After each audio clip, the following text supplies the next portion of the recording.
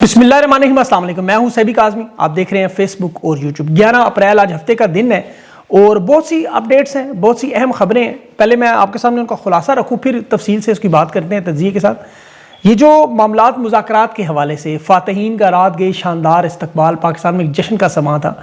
अमरीकी नायब सदर भी 21 साल बाद पाकिस्तान पहली दफ़ा आया और चीन और रूस के अहम शख्सियात पाकिस्तान पहुँची हैं। ईरान अमेरिका ने मुज़ाकरात से पहले ही अदम एतमाद का इजहार भी किया। इसराइल ने सबोताज की कोशिशों के लिए भी एक्टिव है, लेकिन ईरान के 10 नुकाती एजेंडे पर कोई कॉम्प्रोमाइज़ नहीं। और इसराइल ने भी घुटने टेके हैं। लेबनान से दिहाइयों बाद पहला ऑफिशियल राब्ता भी हुआ है। अमेरिका में मुज़ाकरात होंगे, लेबनान ने भी कबूल कर लिए। इस्लामाबाद के बाद अब वाशिंगटन टॉक्स होंगी। 12 घंटों में मुज़ाकरात के दरमियान क्या हुआ? खाली जहाज़ 2 दफ़ा क्यों लाए गए? टाकरा क्या हुआ? एयरलाइन अपनी ईरान क्यों लाया? 86 लोग कौन है? शहबाज शरीफ को क्यों माइनस किया गया इस्तकबाल से? इंटरनेशनल मीडिया ने फील्ड मार्शल के फौजी यूनिफॉर्म सिविल कपड़ों पर सवालात क्यों उठाए? और आला शख्सियात के दोनों वफूद से मिलने की ख्वाहिश पूरी क्यों नहीं हुई? और मुज़ाकरात के दौरान भी ईरान ने जो अभी सीज़ फायर में कितना जंगी असलहा इकट्ठा किया है, दिफाई ताकतों में इजाफा किया है। ईरानी मिसाइलों की जो खलीजी ममालिक में तबाही हुई, उसकी भी तस्वीरें और वीडियोज़ आई। अमरीकी अड्डे सफ़े हस्ती से मिटे हुए और अमरीकी इंटेलिजेंस का इंकशाफ ईरान के पास क्या क्या मौजूद है। और अरब अमारात के कर्जे की वापसी के लिए भी अब सऊदी अरब भी पाकिस्तान में मौजूद है। शहबाज शरीफ ने कौम को चूना भी लगाया रात को, पेट्रोल सिर्फ 12 रुपये सस्ता। ये सारी तफसील से आपके सामने बात रखते हैं। तहरीक इंसाफ के मामला शायद अगले वीडियो में चले जाएं, लेकिन सबसे पहले खान का नजरिया दुरुस्त साबित हुआ। दुनिया की बड़ी से बड़ी जंग का फैसला टेबल पर, मुज़ाकरात का हामी, अमन का दाई, उसकी एक एक बात आज दुरुस्त लग रही है। फातेह ऑपरेशन वादा सादिक, बहरो बर पर दुनिया की आलमी ताकत, उम्मत मुस्लिमा के सुरखैल, ईरानी आज पाकिस्तान जो आए, 25 करोड़ अवाम के एक एक शख्स की तरफ से दिलो जान से उन्हें मुबारकबाद। इस्तकबाल के लिए भी वो आए जो कह रहे थे ईरान चले जाओ, पाकिस्तान छोड़कर ईरान चले जाओ, को याद होगा। वो सारे इस्तकबाल में थे, सलूट भी मार रहे थे, गालों पर चुम्मियाँ भी दे रहे थे। अच्छी बात है, ये मैं आपको हकीकत बताऊँ, ये देख के अच्छा लगा। ईरानियों के कदम पाकिस्तान की सरजमीन पर लगते ही 25 करोड़ पाकिस्तानियों के दिल खुशी से बाग बाग हुए। और वैसे भी आपको पता है कामयाबी के बहुत से बाप होते हैं, नाकामी यतीम होती है। ये भी साबित हुआ कि 300 साल में मुसलमान मैदान जंग में जीता और अब टेबल पर जीतने की बारी। ये उम्मत मुस्लिमा देखें पूरी की पूरी आज खड़ी है। 40 दिन ईरान तनहा था, बिल्कुल ऐसी जैसे डयाला जेल में इमरान खान तनहा है।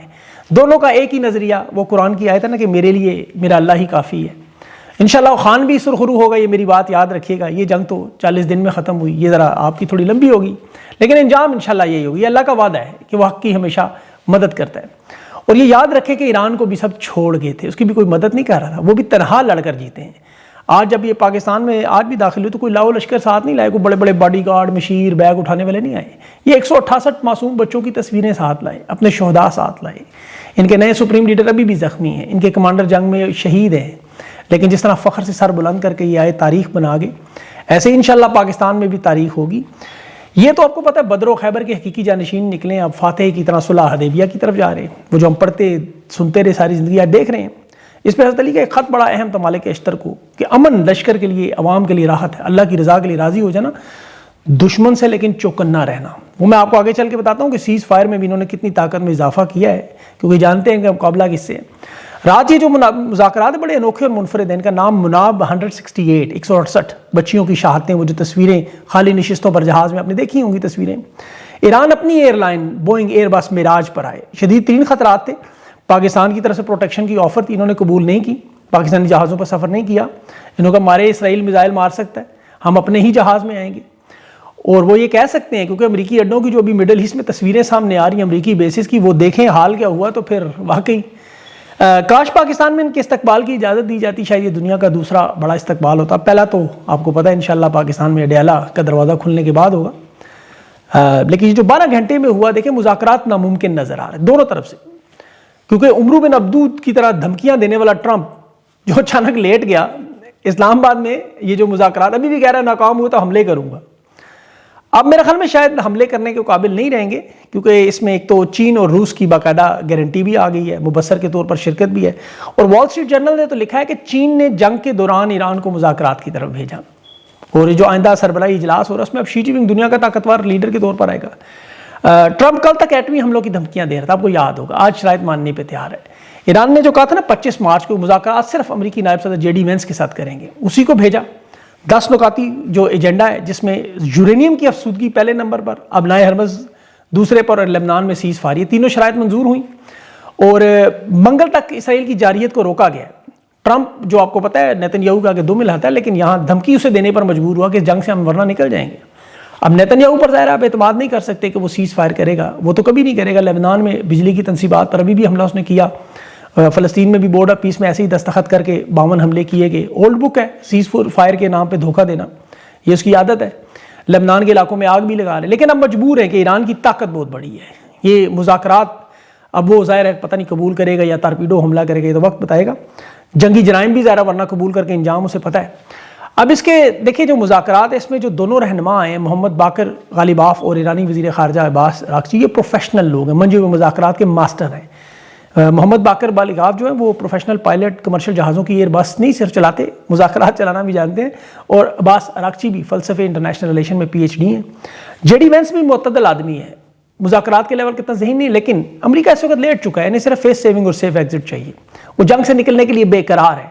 اس کا ثبوت ہے کہ انہیں شہباز شریف جیسے بندے کی ضرورت پڑی. اب یہ جو مذاکرات ہو رہے ہیں اس میں 86 لوگ ہیں، اور اس میں دیکھیں سب سے جو اہم معاملہ تھا وہ ایران کے پاسداران انقلاب کے کمانڈرز کا. نیشنل ڈیفنس یونیورسٹی کے ان کے جو صدر ہیں وہ آئے ہیں اس مذاکرات میں، ساتھ وزارت خارجہ کے 3 نائب وزیر خارجہ بھی ہیں اور اراکین پارلیمنٹ بھی ہیں. مذاکرات کے جو ہیڈ ہیں وہ ظاہر ہے یہ 2 ہیں. اور یہاں ایران کو صرف فیس سیونگ نہیں چاہیے، انہیں پاسداران انقلاب کو بھی مطمئن کرنا اور اپنے ساری شرائط منوانی ہے.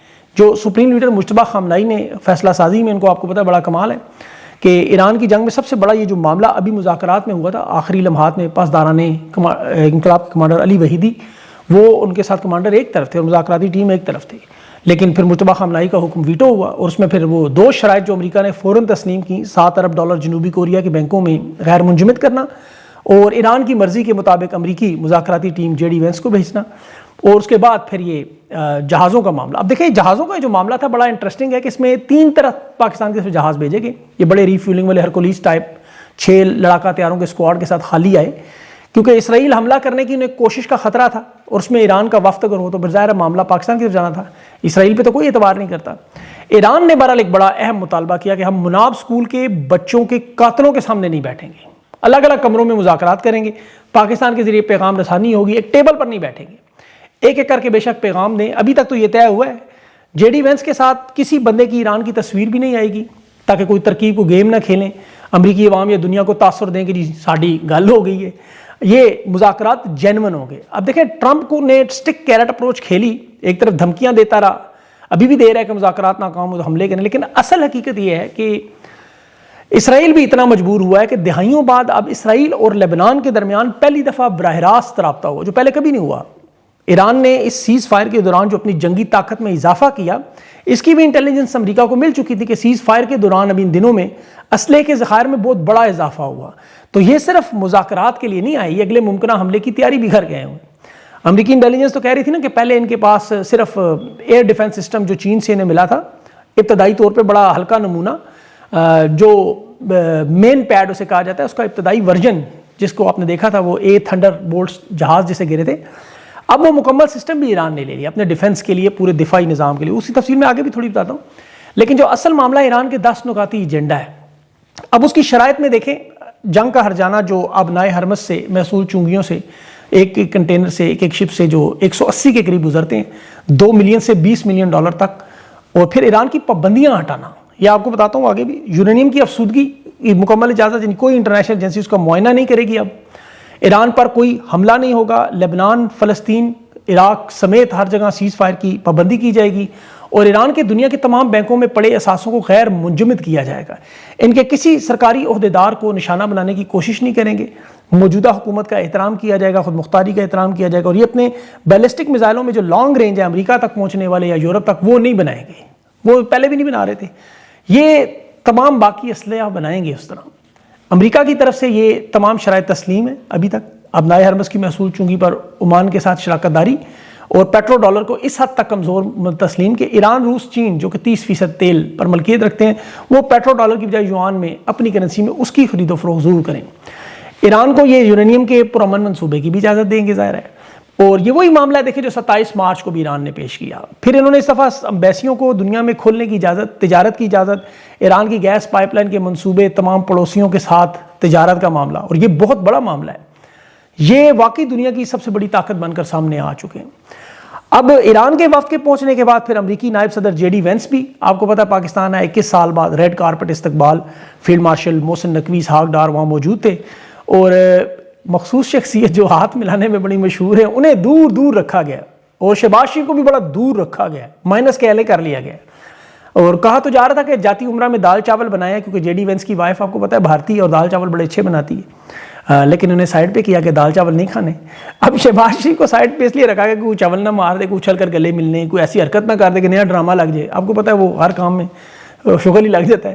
تو یہ بہرحال نے جو فیلڈ مارشل نے استقبال کیا فوجی یونیفارم میں ایرانیوں کا اور سول میں امریکیوں کا، دونوں وفود کے، یہ اس پہ امریکی انٹرنیشنل میڈیا نے کہا کہ یہ کیوں ملے ہیں، اس میں ظاہر ہے وہ میرے خیال میں ایران کے وہ ایک جو وہ نیشنل ڈیفنس یونیورسٹی کے حاضر سروس ڈیوٹی کے وہ جنرل ہیں، اسے پاکستان میں خارجہ پالیسی کی جیت کہا جا رہا ہے شہباز شریف کو دور کر کے، لیکن فیلڈ مارشل صدر مملکت کے طور پر یہ شاید اپنی تیاری نظر آ رہی ہے ان کی، اور بہرحال ایران کی یورینیم کی 3% صرف بڑھانے کے بعد ظاہر ہے ان کی طاقت میں اضافہ ہوگا، اور معاشی اعتبار سے بھی ایران بہت جلدی اس تیل کی خرید و فروخت سے، کیونکہ یہاں میرے پاس جو اسٹیمیشنز ہیں وہ $3 ارب روزانہ کا تیل بیچ سکتے ہیں، $3 ارب، تو یہ معاشی مسئلہ ان کا جو ان کا نقصان آپ کو نظر آ رہا ہے، یہ جنگ کی تباہی میں انہیں کوئی اتنا بڑا مسئلہ نہیں ہے، وہ سارا کچھ پورا کر لیں گے۔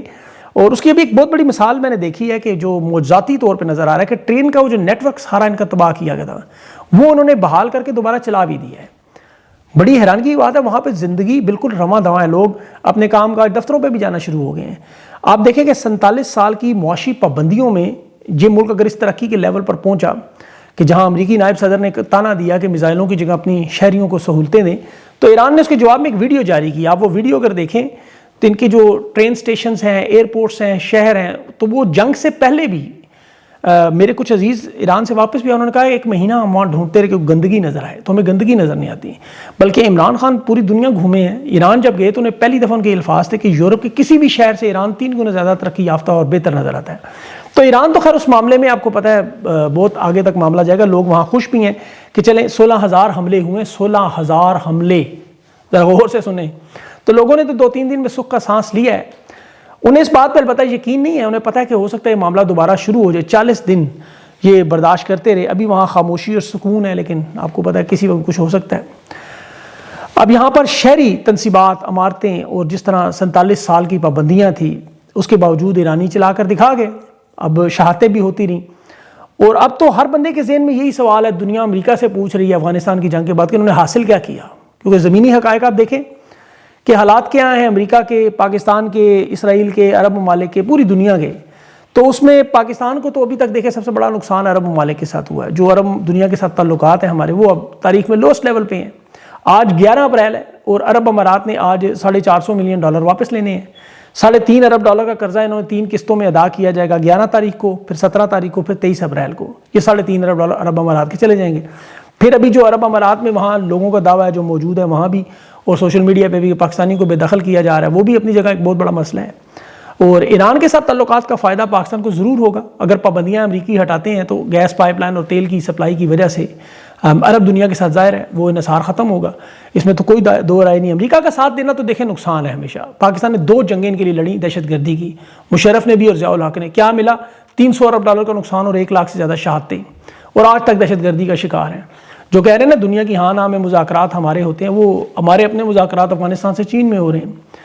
انہوں نے نوبل انعام کے لیے ٹرمپ کو نامزد کیا، لیکن امریکہ نے سارے تجارتی معاہدے ہندوستان سے کر لیے، اسی طرح عرب دنیا کا بھی یہی ہوا، وہ بھی ساری کی ساری تجارت ہندوستان سے کرتے رہے، تو پاکستان کو معاشی طور پہ کوئی فائدہ نہیں ہوا ابھی تک، اربوں ڈالرز کی سرمایہ کاری کے وعدے ہی ہوتے رہے، عربوں کے ساتھ بھی یہی ہوا، دیکھیں وہ سونے کے جہاز تک ٹرمپ کو دیتے رہے، اسلحہ خریدتے رہے، مفت تیل دیتے رہے، لیکن وقت آیا تو کیا نکلا؟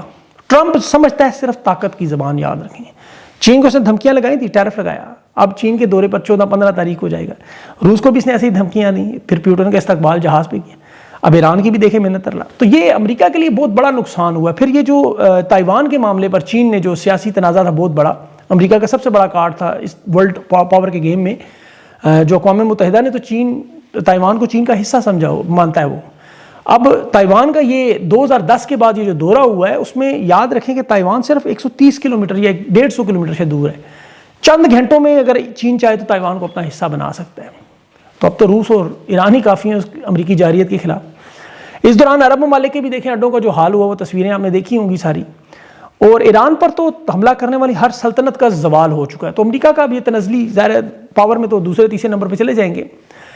اس جنگ میں چین اور روس بہت بڑے پلیئر کے طور پر سامنے آئے ہیں، دوسری طرف یورپ، کینیڈا، افریقہ، جنوبی امریکہ، ریاست جو عرب ممالک ہیں، یہ شاید اب برکس میں بھی اکٹھے ہو جائیں۔ چین کے ساتھ کی پہلے بھی تجارتیں اور قربتیں بڑھ رہی تھیں، آپ نے دیکھا ہو جنگ سے پہلے ان کے دورے تھے، تو یہ ظاہر ایک بہت بڑا بلاک چینج ہو جائے گا۔ اس کے اثرات پاکستان میں آئیں گے، وہ میں ہو سکتا ہے اگلے ویلاگ میں آپ کے سامنے کور کروں گا۔ فی الحال تو پاکستان میں جو معاشی معاملات میں قرضوں کا سب سے بڑا خطرناک معاملہ عرب امارات کا میں نے آپ کو بتایا ہے، سعودی عرب کی شہباز شریف سے ملاقاتیں ہوئیں، فیلڈ مارشل سے ہوئیں، اطلاعات نہیں آئیں کہ سعودی عرب کے جو پیسے ان کا کیا بنے گا۔ دفاعی معاہدہ ضرور پاکستان کا سعودی عرب سے تھا، مدد کا تھا، وہ جو کچھ ہوا وہ آپ کے سامنے ہے۔ آپ کو پتہ ہے پاکستان کہاں کھڑا تھا، سعودی عرب کہاں کھڑا تھا۔ سوشل میڈیا کیا تک چائے گی پیالی میں طوفان لوگ لائے ان کے اپنے، لیکن قرضوں کے پاکستان کے ریکارڈ ٹوٹ چکے ہیں۔ صرف اس ایک سال میں 7,000 ارب کا اضافہ۔ اسٹیٹ بینک نے جو آج ڈاٹا جاری کیا ہے وہ آپ ذرا پڑھیں۔ پھر جو پیٹرول کی قیمتوں میں رات کو شہباز شریف نے چونا لگایا، 258 روپے پیٹرول تھا، 322 کیا، 64 روپے بڑھایا۔ پھر اس کی قیمت 458 کی یعنی 136 روپے بڑھایا، ٹوٹل 200 روپے فی لیٹر۔